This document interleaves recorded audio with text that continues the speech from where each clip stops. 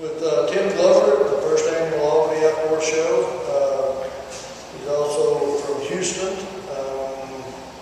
Tim and I have known each other for several years, showing a lot of shows together.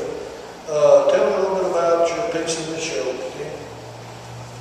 Well, my sculpture is a tree that is growing out of the state of Texas, and it's kind of a funny tree because it has valves and spigots on the top coming out of the branches, and it's supposed to relate to I guess to the oil industry, energy industry here in Texas. So I thought it'd be funny to combine those two images together, the state and the tree, and also the valves and some of the hardware that you might find on oil equipment. It just seemed like a weird and funny combination. And sometimes I like to find those weird, funny little things. Profound meaning to it, or do you rather do humor?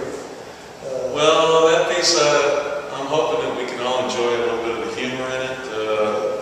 There's maybe somebody wants to look a little deeper, there might be something more profound in it. I know that I think the catalog out in Midland where that piece was shown previously, they had some other ideas about it, which I thought were pretty relevant. So that's pretty cool too. So give us a bit about your background. How did you get to Houston or get to Texas?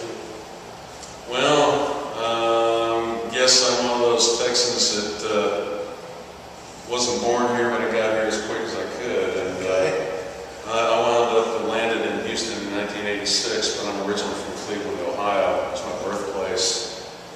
And had moved south with my family. And when I finished graduate school in 1986 down in Tampa, Florida, I kind of came on the invitation of a good friend who was, at that time, finishing school in Houston, Texas, in a similar master's program in fine arts, and he invited me out to come see Houston, and I fell in love with Houston. So I came back to Florida and packed up my wife Mary and said, we're going to go to Houston. I think that's the place to be.